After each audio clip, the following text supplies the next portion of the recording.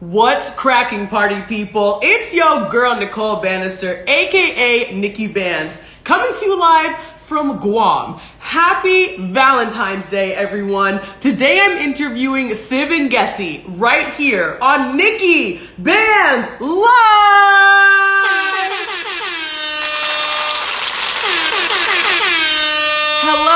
Hello, you beautiful souls. It is an absolute treat to be here with you all. Today is a special day for so many reasons. It's Tuesday, so of course, it's NIKKI BANZ Live, your favorite thing to do on a Tuesday, but it's Valentine's Day, y'all, the day of love. I am sending so much love to each and every single one of you, whether you're my friends, whether you're my family, whether you're my followers, whoever you are. The fact that you are here right now is just love, love, love. So shout out to you. You get all the love. Happy Valentine's Day. And of course, I have to give a young shout out to my boyfriend, Charles. You guys all saw me interview Charles last week on the show, which was a very special Valentine's Day treat. And I couldn't interview him this week on actual Valentine's Day because I am in Guam. Yes, I know many of you who follow me on Instagram are like, yo, where in the world even is Guam? If you go onto a map and you look in the middle of the Pacific Ocean, you go up above Australia, out to the east of Indonesia and the Philippines, you're gonna find Guam. All right. And so I'm in Guam at the moment. I have an amazing friend here who is in the US Navy who is hosting me. Shout out to my girl Tatiana. And it is an absolute treat to be in Guam, but that's why we moved the show early. So thank you for being here. I know this show is a little bit moved, and that's why I'm wearing this dope ass sweater right now. It says from Guam with love. I thought this was perfect for Valentine's Day. It says love, it says Guam. It's just a blend of all the things that I'm doing in life at the moment. Okay, so we got Valentine's Day, we got Guam, we got an earlier show today, not only because Siv is booked and busy all day, every day, as you all know, but because it's like 9:30 at night here right now. So if we did it at 8 p.m., which is when I normally do NIKKI BANZ Live, it would have been hella late, all right? I hope you all are loving my hair, okay? Shout out to Lotus Beauty Hair, the amazing hair salon that hooks me up and makes me look absolutely fabulous. For those of you in Cape Town, they are in Salt River, so go check them out. Go say what's up to Lotus Beauty Hair. Go give them some love. They are making sure that my hair looks amazing at all times. Shout out to Helga, who's in the building. Shout out to my mom, who's in the building. Shout out to Queen Rosita Happy Tears. I see my girl Rue is in the building. Hey Rue. I see Tatiana's in the building. Louise, all sorts of dope people. Siv is here. Hi Siv. I'm gonna get you on soon, boo. Don't even stress. So what's up, everyone? As you all know, if you're not following me on Instagram yet, go and do that right now. You can follow me at They Call Me Bands. You can follow me on YouTube as well. Subscribe to my YouTube channel. Just go to youtube.com/@Nicole Banister, aka NIKKI BANZ. Every single interview I've ever done in my entire life on this show is on YouTube. So go subscribe to my YouTube channel. If you go to that YouTube channel, you are gonna see that I interviewed the one and only Siv Ngesi in August 2021.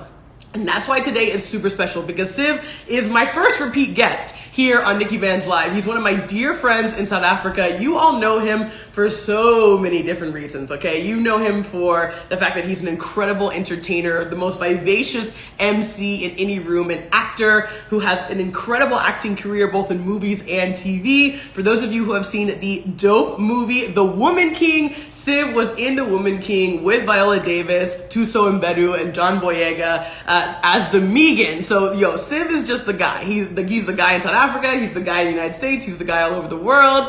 And Siv was the second ever guest on NIKKI BANZ Live back in August 2021. And like Siv, I have to give a shout out to you because honestly, this show started after we had an incredible and inspiring talk where you were like, yo girl, you wanna host? Cool, no one knows you're a host. Start your own thing. And so here we are with NIKKI BANZ Live. So shout out to Siv for inspiring me to make this what it is today. And without any further ado, I want to bring Siv on. The last thing I will say before I start this interview, before we talk all things love today, because it is the day of love, and your boy Siv Ngesi is all about love, okay? Self-love, unconditional love, all the love. He is all about love. So that's what we're going to talk about today in this very unique opportunity to have sort of round 2 of NIKKI BANZ Live. Before I do that, I want to send lots and lots of love to all of the earthquake victims, survivors, families, and the people of Turkey and Syria. There was a massive earthquake that hit. There's over 5,000 people who have died. They're still digging up bodies of the people who have passed and of survivors as well. So just sending a lot of love to Turkey and Syria right now, because that's where a lot of our love needs to be focused. Sending a lot of love to the people of Iran as well. As you all know, your girl NIKKI BANZ is half Persian. So the revolution that's happening in Iran is something that's very near and dear to my heart. A huge revolution for human rights, for the freedom of speech, for the freedom of choice. So sending love to Turkey, to Syria, to Iran, and to all of these countries that really just need a little extra love right now in this moment. Okay, party people. Without any further ado, it's about that time. Let me get a sip of water, because I know me and Siv gonna chat it up. It's about that time, y'all. Here we go. Siv Ngesi back on NIKKI BANZ Live. Are you ready? Are you ready? Are you ready? Let's get it!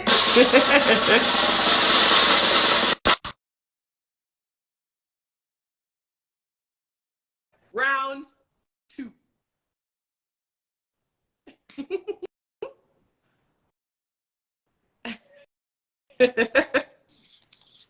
Hello.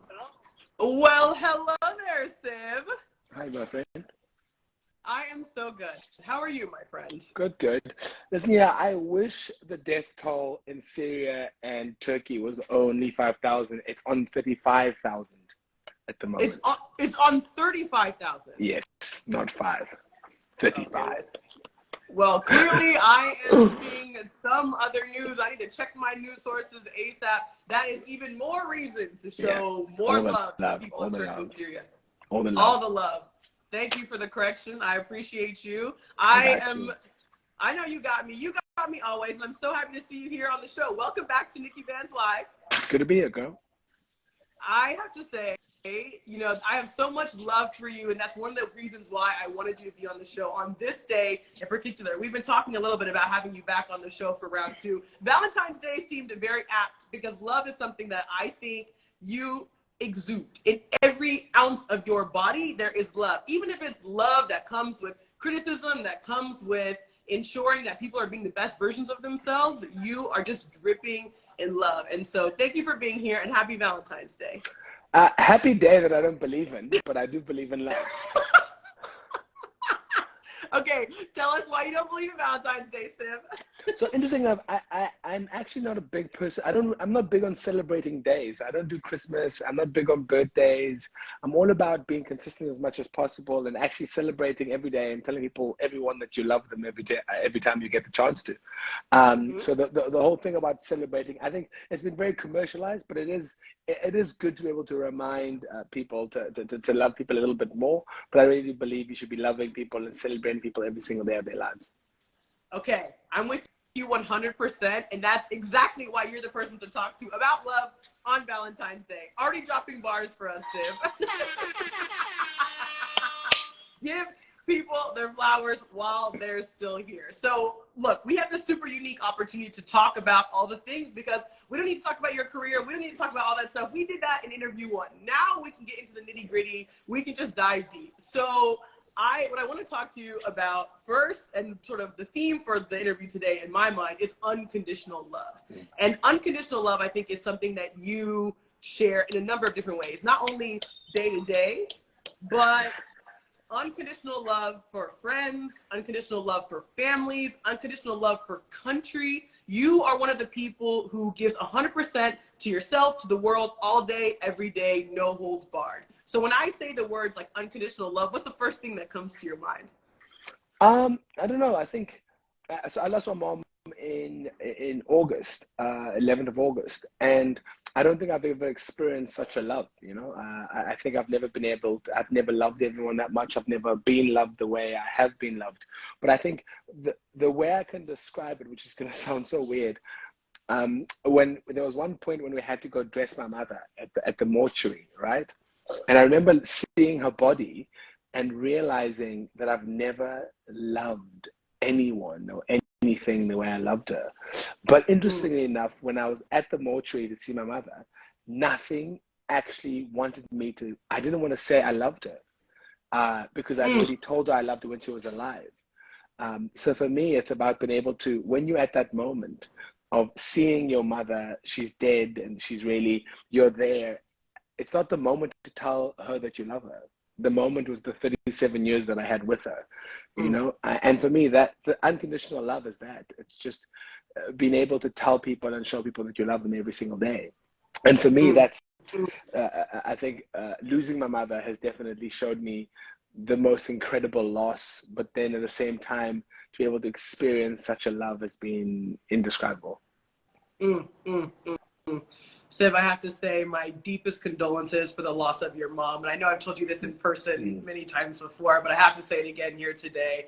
And I think that the way that you always showed love for your mom, again, you didn't have to tell her you loved her in that moment at the mortuary, because we saw it every day, and we saw it on Instagram, we saw it on your social media platforms, and I'm sure there were tons of times outside of that that you were telling her that you loved her and sharing that with her. And it was so beautiful, really, to see your entire journey with your mom and her passing, and the fact that you shared that with us.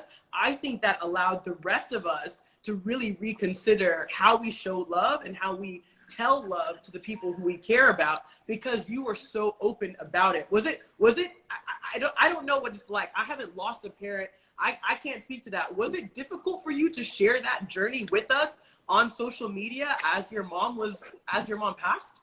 I think I've gotten a lot of credit in media, a lot of people for doing it. I did it for my own sake. I didn't give a fuck for none of you.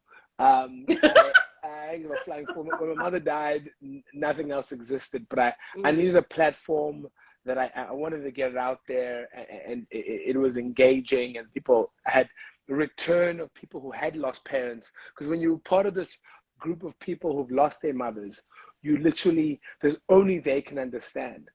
And for me, it was really a great experience to be able to engage with people who have lost their parents and be able to talk and chat and have. And then I think a byproduct of it is that a lot of people were able to be able to realize that I can tell you one thing. If you're listening to this, you could not, once you lose your mother, you couldn't love her enough to make it hurt less. There is no love in the world. Because when I lost her, it left such a big hole that nothing would ever fill. So like, for example, if one day my mother came back, I don't know if I could love her differently. I don't know if I could, you know what I mean? Like, you just couldn't. And I don't think there's no more love to give. There's just nothing more I could have given her. But I understand how people end up ending their lives when their mother dies. I understand how people go to mental institutions. I understand how people lose it all. Because nothing else exists, guys. You could never understand the hurt and the pain. It's just indescribable.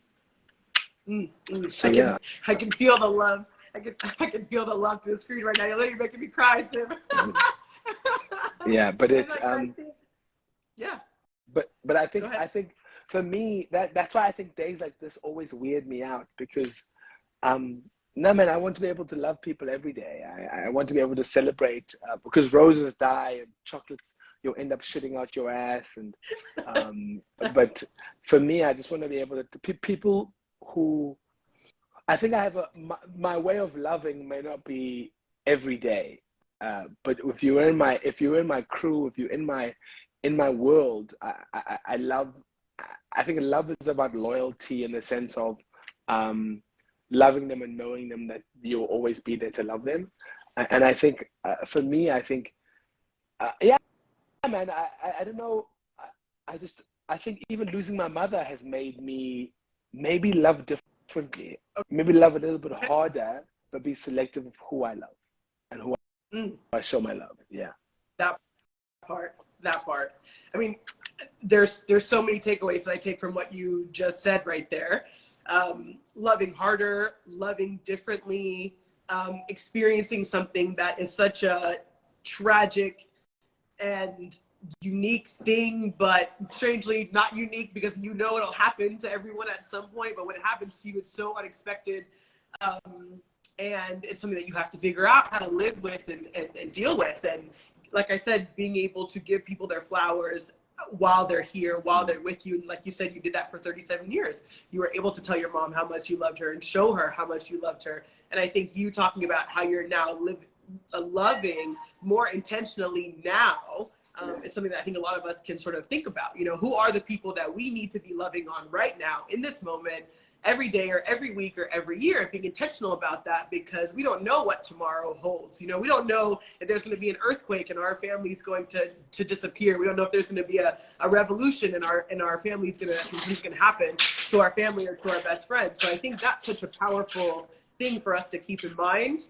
And I actually want to go back to what you said sort of at the beginning where you were like, all the things you did on social media, none of that had to do with any of us. It was all for you. And again, that to me is the purest form of self-love. You are going to do anything that you need to do for yourself. So if you need to grieve your mom in this way publicly with the rest of us, then you will. If you need to go to a different country and go see a good friend, you're going to go do that. And that's one of the things I admire most about you, Siv. Talk to us about how you've been able to build this like unconditional sense of self-love, because, you know, some people can call it confidence. Some people can call it, you know, like pride, whatever people want to call it. But for me, I see it as self-love. So how did you get to this point of self-love today for you? I think for me, what I find quite fascinating about human nature is we've all been taught for so many years to put others before self and continuously plow into other people. But you can't pour out of an empty cup. I always try to fill my cup as much as possible and try to fill it with much of quality as much as possible. But I think a lot of people spend so much time helping others that they forget about themselves. And for me, if you can't really spend time, for example, when my mother passed away, I spent a lot of time on self. I created an album of all her pictures with so I look at it when I really am feeling sad to be able to really live in the pain. I listen to her WhatsApp continuously.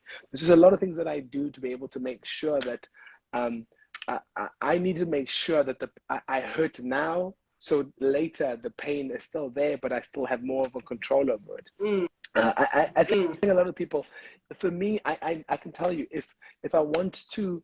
And I think that's the cool thing about having access. I think it's for me, if I want to go eat out, I'll eat out. And if I know I want to buy a pair of shoes, I'll buy a pair of shoes, which a lot of people talk about money not being able to provide happiness. But let's be truthfully honest, money does help access. To be able to access different things. And I think a lot of times the world doesn't talk about enough about that. I'm all about accessing what can help me fill my cup. And Siv, an inspired, healthy-minded, positive Siv, is able to help thousands of people in the world. But if you cannot inspire yourself and fill your cup, then you won't be much use to other people. And I feel like if you're living in the world and you're only giving to self, then you have failed. This reciprocity that you just mentioned, right? It's about giving to yourself so that you can then give to others. You cannot give from an empty cup. And I hope that everybody who's watching this right now on IG Live or on YouTube is taking note of that. Because I think there's so many people out there who want to give, and they want to think about ways to be helpful, and they want to think about, you know, other people, but they're actually not giving to themselves first. And you're absolutely right that having some level of money and income does allow access to certain things. It will allow you to buy that journal that you can write on and put your feelings into. It will allow you to, you know, purchase that that massage or that intuitive energy alignment session that will help you sort of think about how you can be the best version of yourself. So what would you say to all the people who are watching this right now who are struggling with that, who are struggling with filling their own cup before giving to others? You know, for me, I think, you know, a lot of people are speaking about mental health. A lot of people are speaking about, you know, making sure that your mental health is sound. But let's be truthfully honest. Some people genetically prone to mental health issues. Yes, I understand that. But give yourself a fighting chance. Goodness gracious. Get involved in sport. Get involved in things that make you happy. Know exactly what makes you tick. Like for me, I hate when people are able to talk about I'm suffering from anxiety. Yes, I agree. You're suffering from anxiety, but what are you doing to improve that? What are you doing to be able to make yourself better? What are you doing to make your mental health better? I believe it's okay not to be okay, but I believe it's not okay not to want to be okay. I'm sick and tired of that. Like I'm happy to wallow in this deep hole of sadness, and this deep hole of my mental health is not correct. But are you doing everything and anything to fix it? It's the same as some of my friends who are overweight. Yes, your genetics, you have difficulties whenever losing weight, but are you trying? Are you taking that extra step? Are you taking the stairs? Or are you taking the lift? Are you eating the salad or are you eating the burger? What's your next excuse? Where are you going to, because I always find people, there's always excuses to find why I am there. And that's what I'm about, man. For me, take the first step. Take the first step. And excuses, oh, they fucking bore me. Goodness gracious. And I'm not saying people with mental health issues don't have reasons. I understand that. But at least try. Get up. I know giving up is difficult, but make an attempt. Friends who are overweight, people who are overweight, at least make an attempt. Make an attempt. Try to do something. If you've got bad skin, I had bad skin growing up. I hated water. Drink those extra cups of water. Go get help. Go to the dermatologist. Do something. Right? Yes. And I think a lot of the times, I have a friend of mine, Alex Stone. Someone asked me, how am I dealing with grief? Let's talk about that a little bit next. A friend of mine, his name is Alex Stone. He's a single father. He has cerebral palsy. He's wheelchair bound, and he takes care of a 2.5, 3-year-old every single day. He has every single excuse why he shouldn't be able to do it. But the most persistent, stubborn son of a bitch I know, and he is my godfather, my goddaughter, my godson's father. It's just about, for me, I'm inspired by him. Irritates the fuck out of me because he's so stubborn, but I'm inspired by the stubbornness of being able to do something, take that step, drink that water, walk up those stairs. Just don't make excuses about why you're not trying. And I live in a world. When I lost my mother, I have every excuse to hate the world, because every time I went outside, people were carrying on. People were just carrying on with life. And you realize the world doesn't give a fuck. The world doesn't care.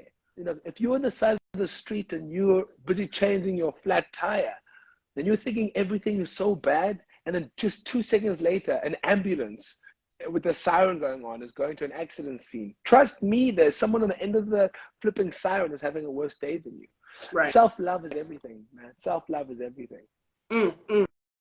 Amen to that. Self-love is everything, and taking those small steps day in and day out to bring yourself to the highest version of yourself, to ascend into that version of yourself that you want to be, is absolutely critical. So I'm so grateful that you're sitting here saying, be persistent, try one thing, just get up, just take a sip of water, write down one thing every single day that you're grateful for, just one thing. There's got to be one thing to start to get yourself into that mindset to be the best version of yourself. So I'm so grateful that you shared that, Siv. Thank you. And I want to go back. I'm seeing a couple people in the chat. I know somebody asked about grief. I saw that Vicky Mason was saying, oh, I just took a sip of water.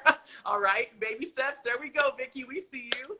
And then I see Snary Very Very asked, how are you dealing with grief? It's been 2 years since I lost my mom, and I envy your strength so much. Any tips? I get a lot of credit for strength.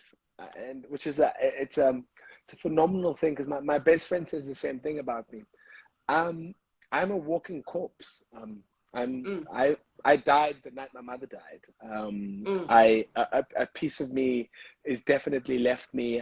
There's definitely a sadness in my eyes that those who are close to me can see and I can feel. I'm not okay. I'm not okay. I'm coping and taking one step at a time, and trying to be able to learn how to live without my oxygen.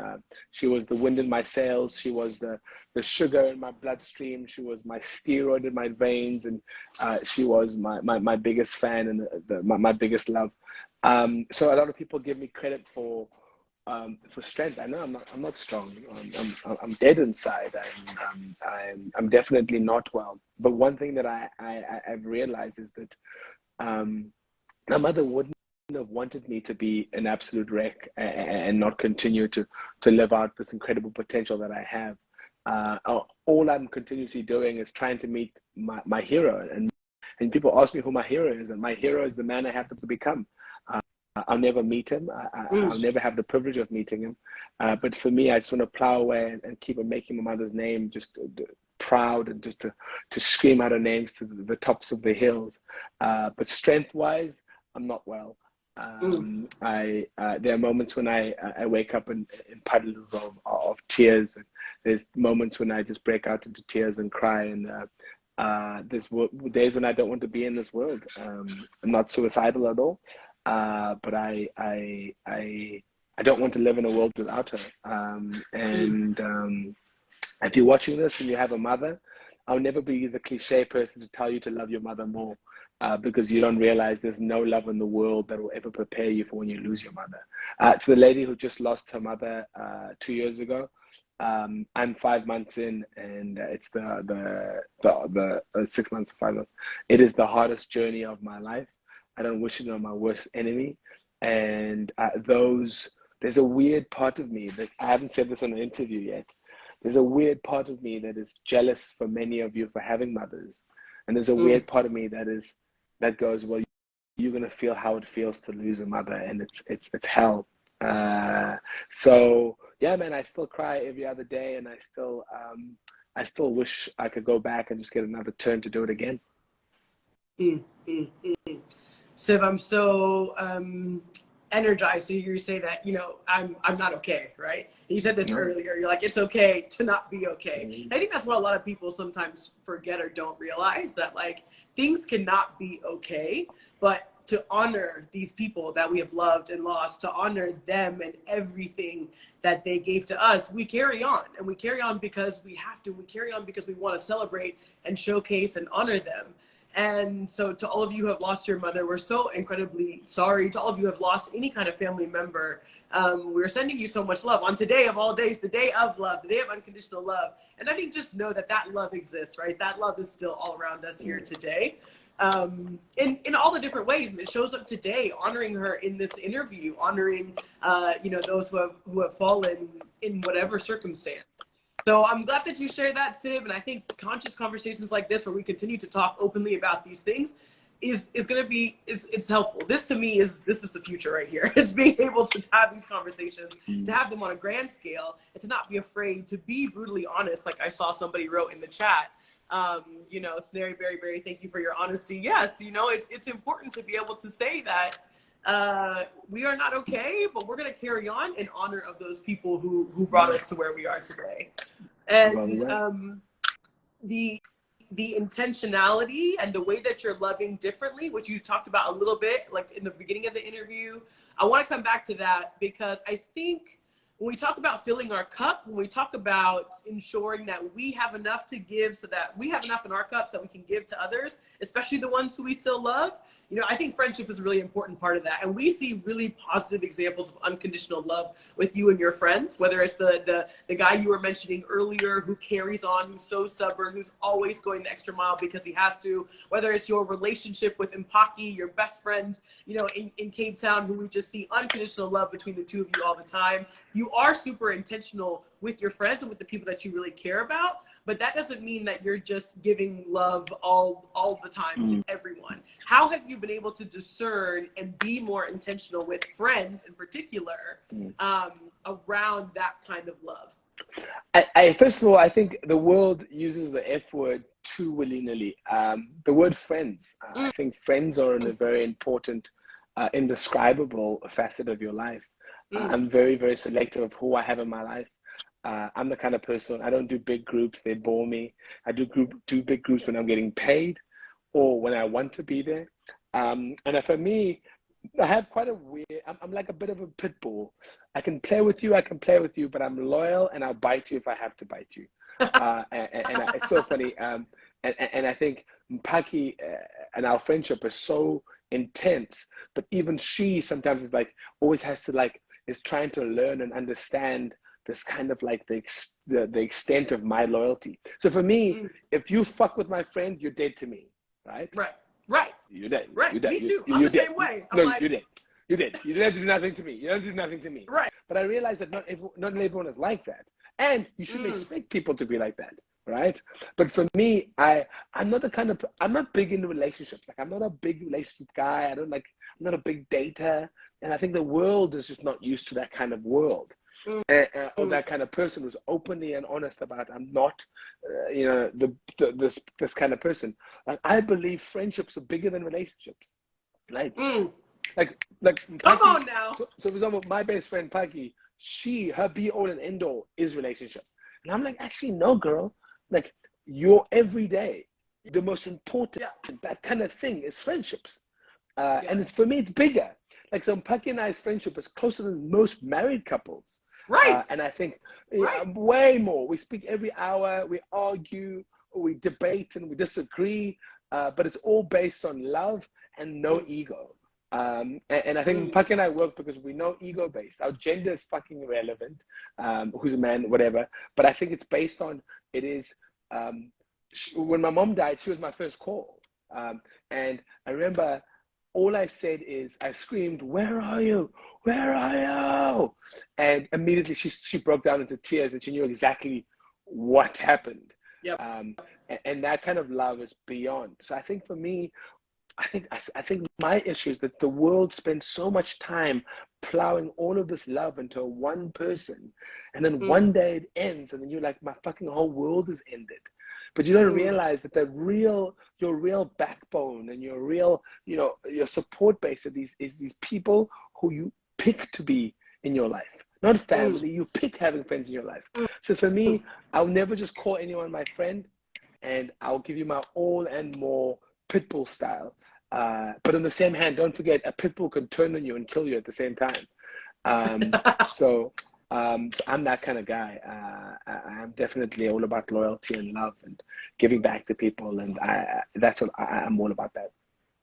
This is the reminder that everybody needed to hear today on Valentine's Day. Like, when you sent your "I love you" message today, when you woke up, who did you send it to? Did you send it to your partner? Did you send it to your family? Did you send it to your best friends? I'll say right now, I'm guilty. I did not message my best friends today and say, "I love you," right? I mean, it doesn't have to be today. It could be any day. We show love to our closest people all the time. But you are absolutely right, Siv, that your friends, the people who are closest to you, those are the people who deserve as much unconditional love, attention, loyalty as anybody else. And for me, in the past 2 years in particular, the group of people who I mess around with in terms of the F word, that friends word, has gotten like this, smaller and smaller. It's small because at the end of the day, that's energy, right? I want to be able to love you unconditionally as my friend. I want to be able to give to you unconditionally. I want to be able to be loyal to you unconditionally.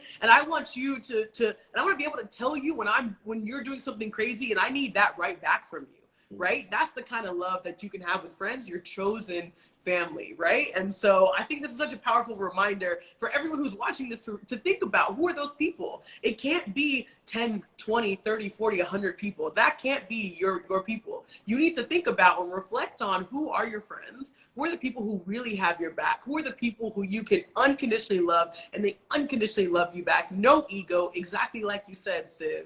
Who are those people? And I want everyone here to think about that, because that's important. Yeah, man. It's deep, indescribable love. I think friendships that's why for me, like, it's so weird. Like, I have this thing about when friends end up hooking up. I find that makes me so uncomfortable. Like, you'll never, for me, go into a space of being a friend and then me hooking up with you. No, it's just not possible. It just, for me, friendship is the thing. You know what I mean? And I just, that's why when I see people having friendships and then it moving into relationships, I'm like, oh wow, how can you waste such incredible time together of this friendship and moving into those? So people don't understand that. People always ask me why I don't date Mpakie. Oh God, it sounds like the most disgusting thing in the world. She's my fucking friend. And I think the worlds have different standards, which I always find fascinating. You're absolutely right. The world, people have their standards, but again, you know yourself, you know the relationship that you and Mpakie have, and it is what it is. And I hope everyone out there can look to you and Mpakie and be like, yo, I know this person is my Mpakie, this person is my Siv, right? Because that's the kind of beautiful relationship that you two have. So shout out to Mpakie, we love you, girl. Hope you watch this, or maybe you're here now. Shout out to Mpakie.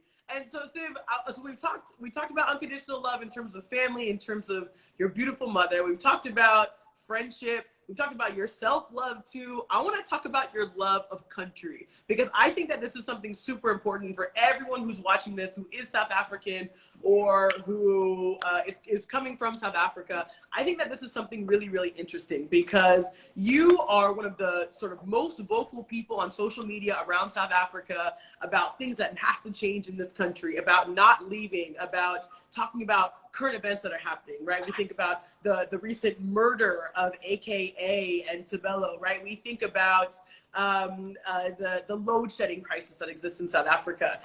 And to me, a lot of people could be looking at this being like, Siv's complaining, Siv doesn't like this, Siv's just complaining about the ANC, blah, blah, whatever. Some people could look at it like that.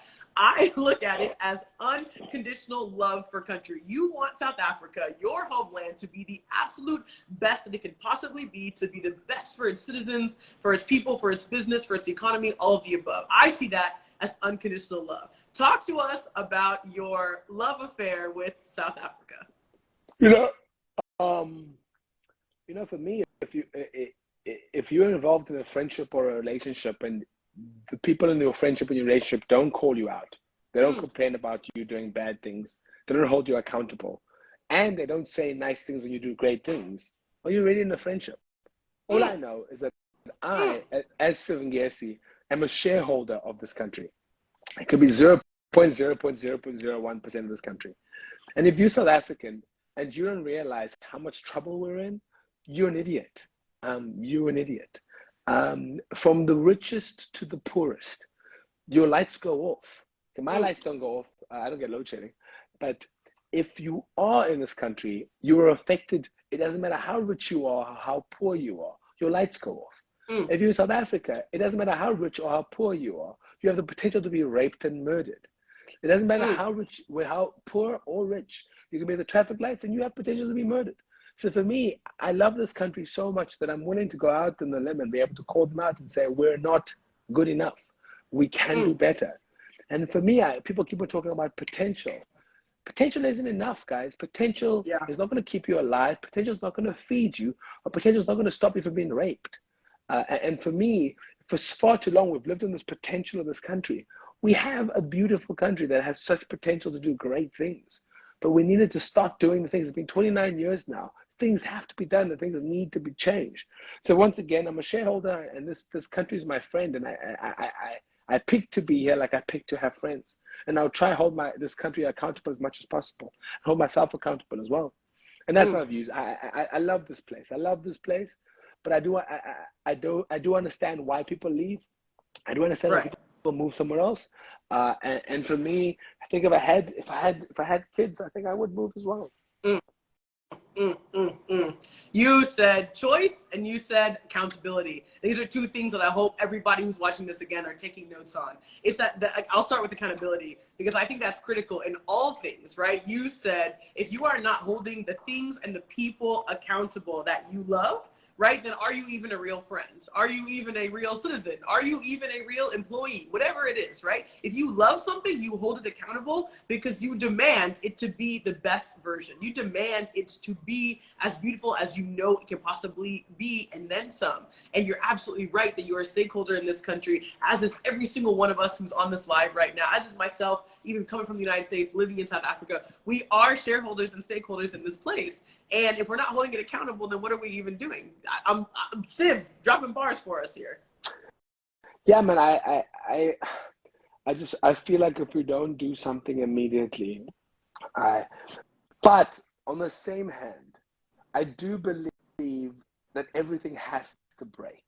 I think in South Africa we've been on this little fine line for far too long.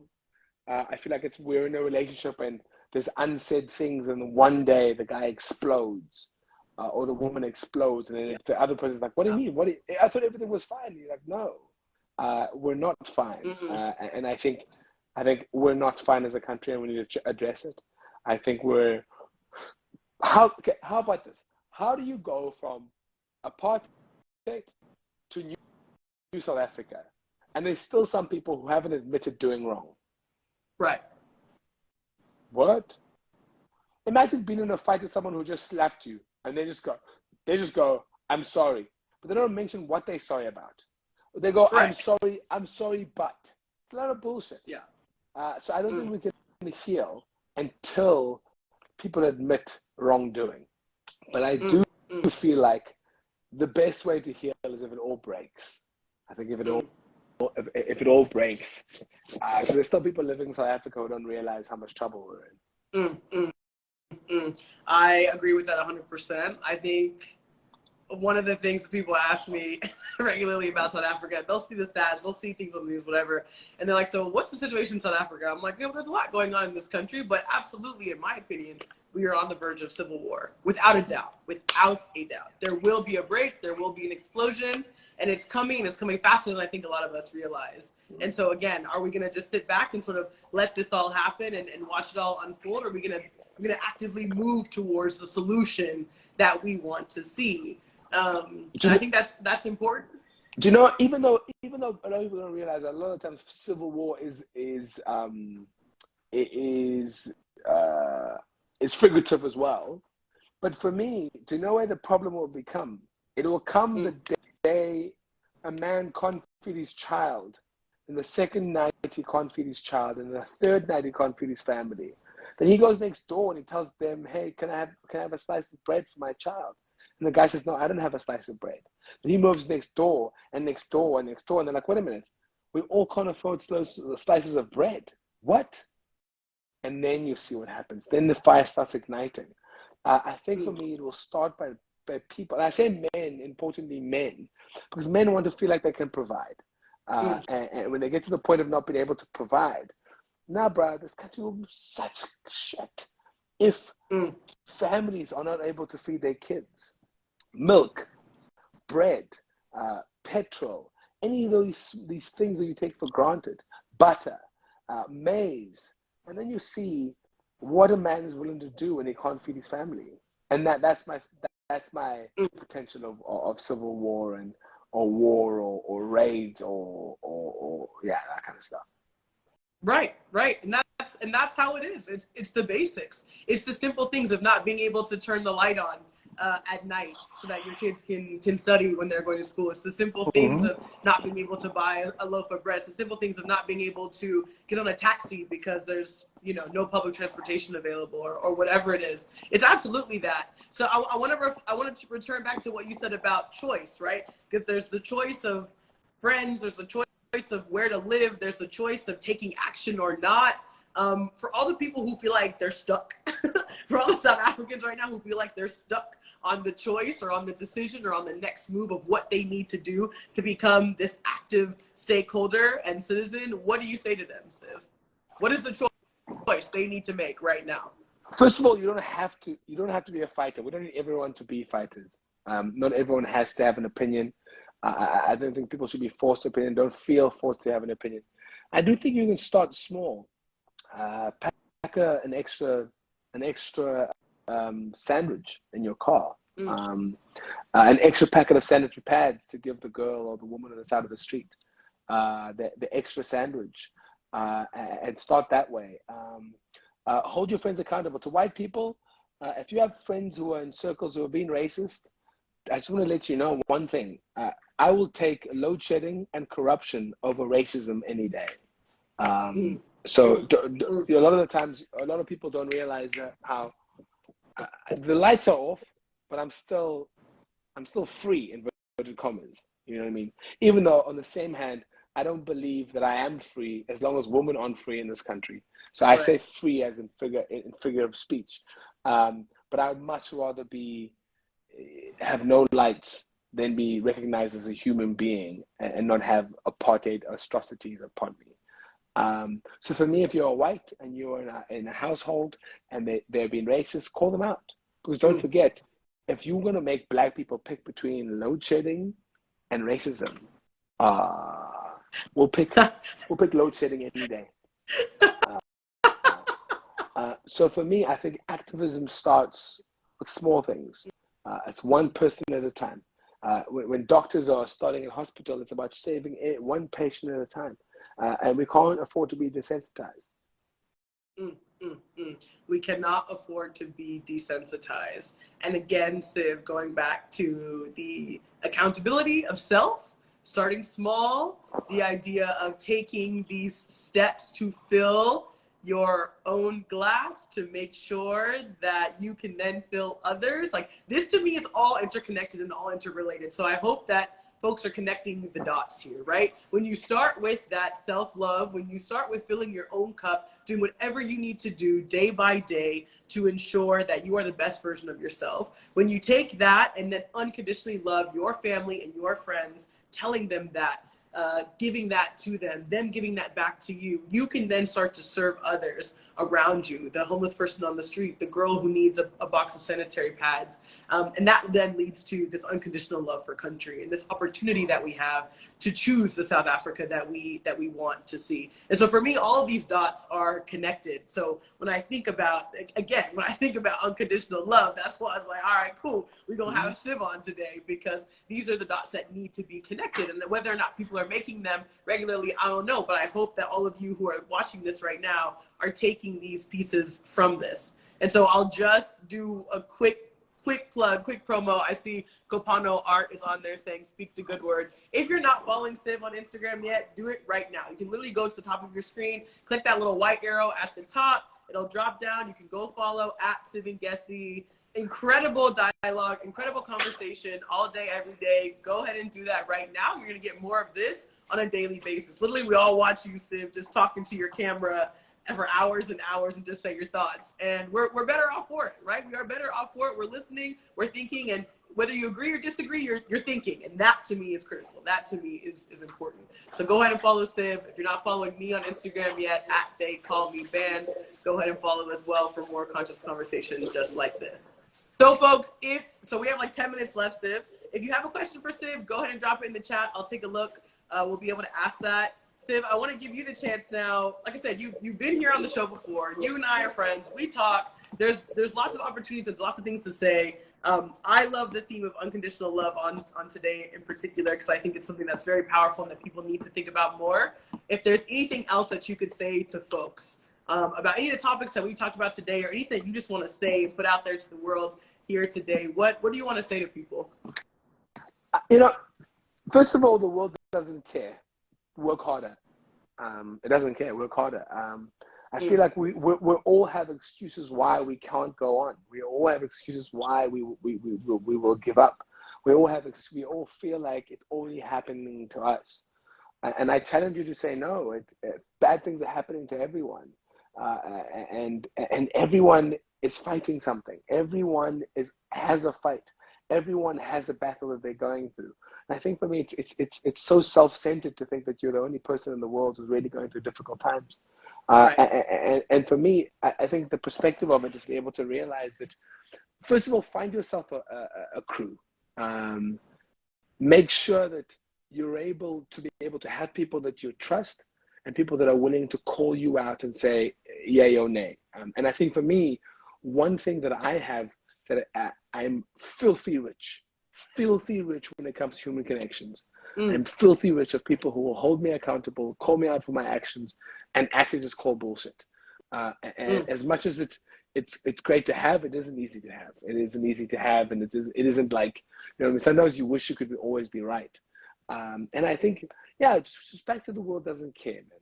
The world really doesn't care. Just keep on fighting, keep pushing. And it's not enough anymore to just tell people you love them. You need to show them. Show them. So that's my views. You better go, Siv. You better talk to the people here today. I take it. I receive it all with love and gratitude. And as I said, I had a conversation yesterday with a woman who had done gender studies, and this is going to sound like a so left field.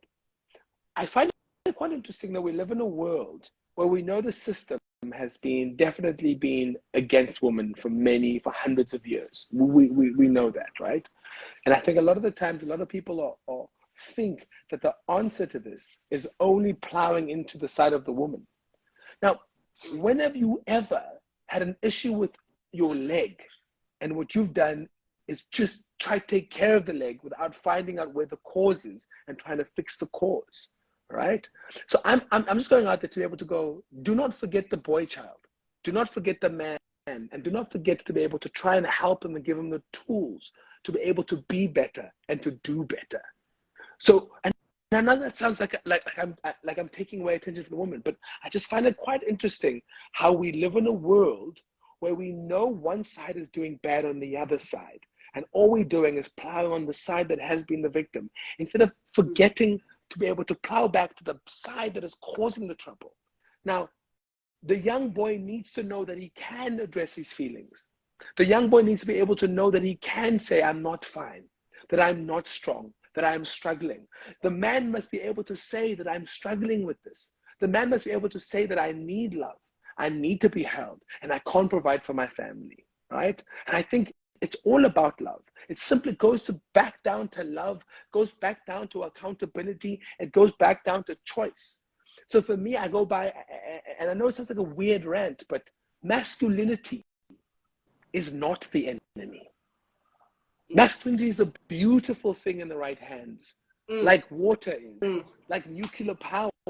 Nuclear power and water can do amazing things, but let's not forget Hiroshima was nuclear. Let's not forget that tsunamis are water as well. But for me, the enemy is toxic masculinity. It is.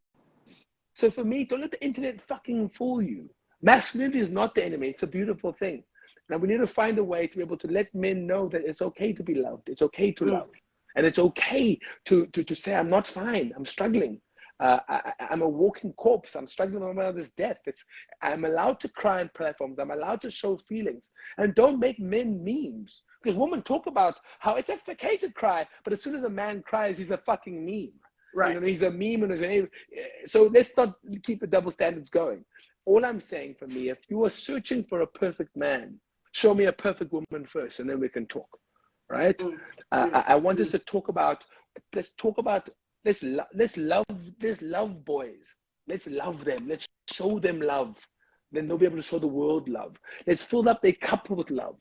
Let's fill up their cups with love. Let's fill up their cups with accountability, and let's show them that it's okay not to be okay. And those for me, it's all love. Love, love, love, love, love. Love, love, love, love, love. All the love here today, Siv.